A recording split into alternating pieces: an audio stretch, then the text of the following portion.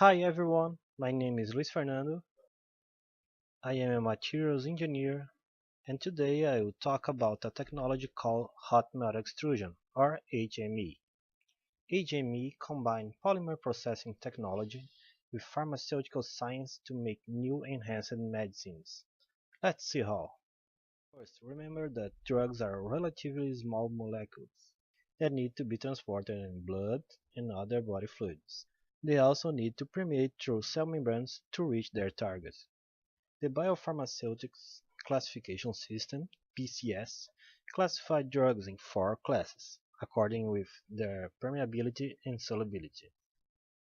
Class 2 and 4 has low solubility.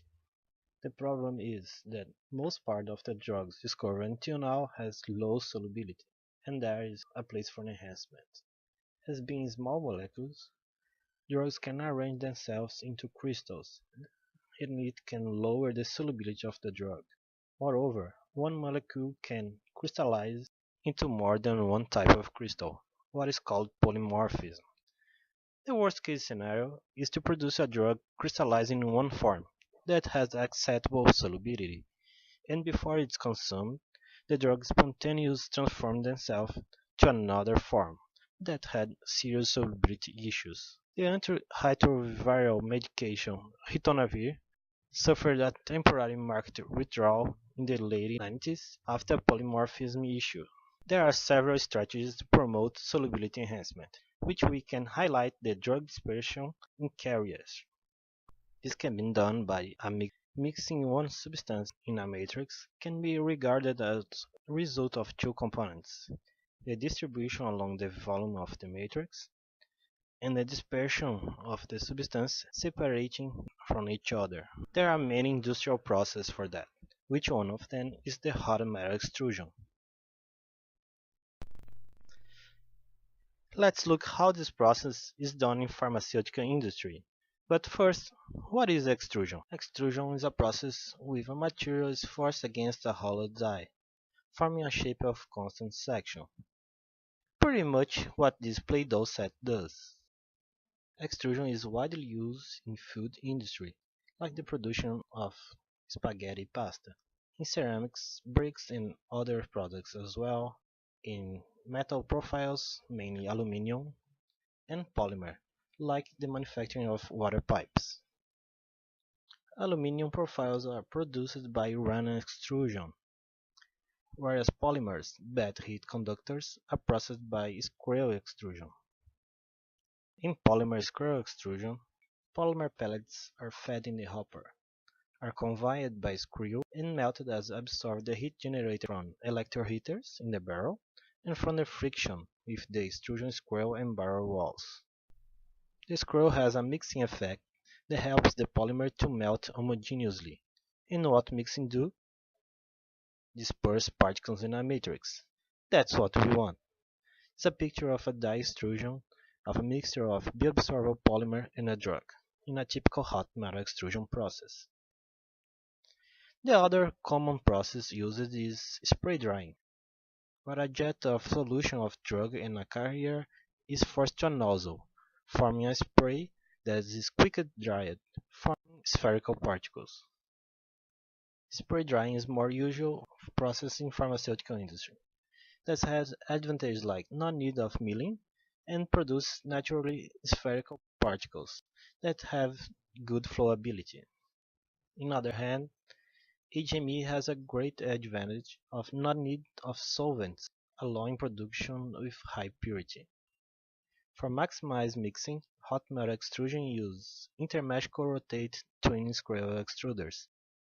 Usually are used screws with length to diameter ratios between 4 and 10, with diameters between 16 and 24 millimeters. The extruders also have to fulfill the cleaning requirements for pharmaceutical industry, and all of the exposed parts has to be manufactured in stainless steel. The screws also have the advantage of being modular. Different types of segments are combined to form the screw profile. It can be used combined, kneading, and distributive blocks.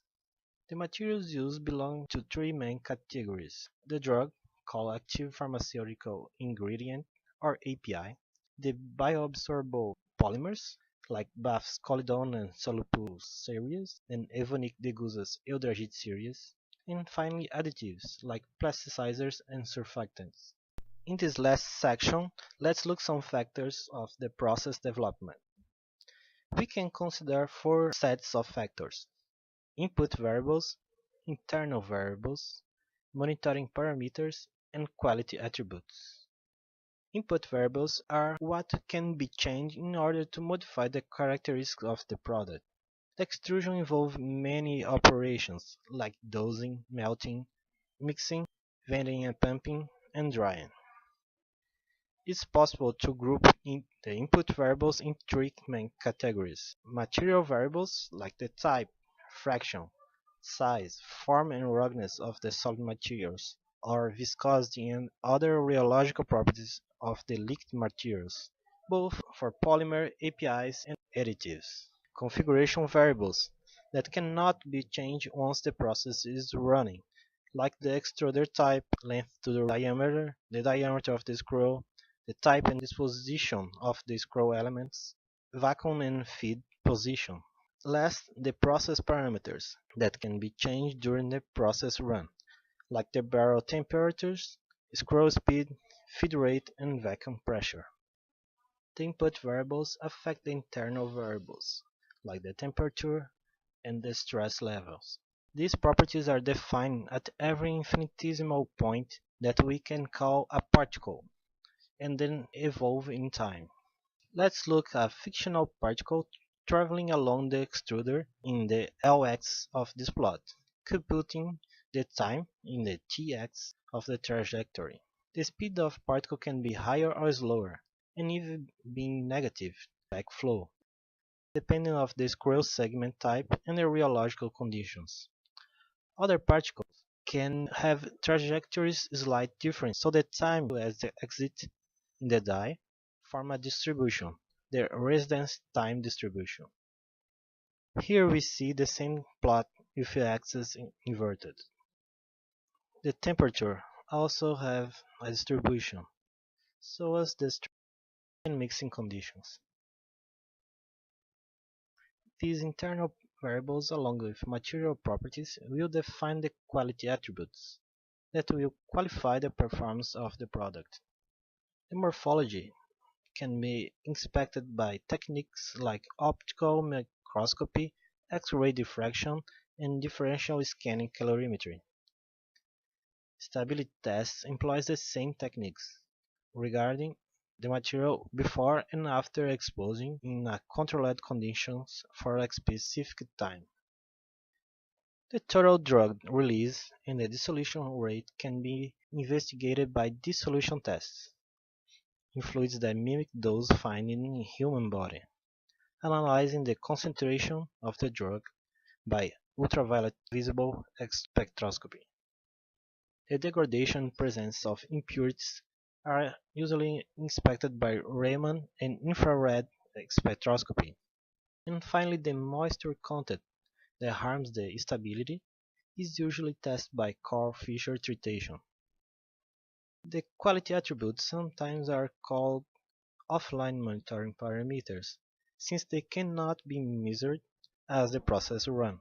As the internal variables are not accessible, inline monitoring parameters are used to control the process in response to changes in the input variables. The torque at the beginning of the screw is the result of the stress transfer from the polymer to the screw.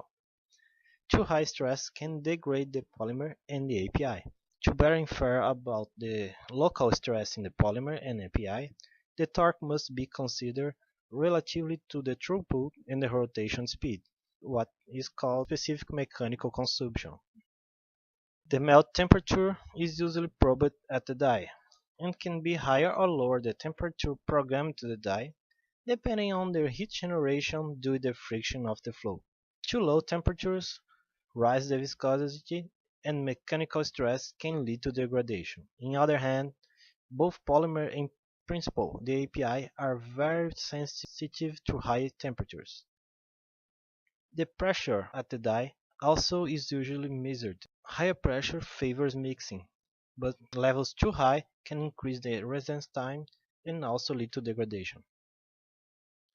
The residence time distribution can be estimated by adding a small amount of a tracer, like a red current, and measuring the color change by image analysis. Also, it's possible to measure the concentration of the current by infrared or Raman spectroscopy. Control all these parameters and satisfy all the quality attributes is not an easy task, but numerous products in the market are made by hot melt extrusion. Famous examples are ritonavir and Norvir antiretroviral drugs. Well, if you have any doubt or have some feedback, please leave your comment. Thanks for watching.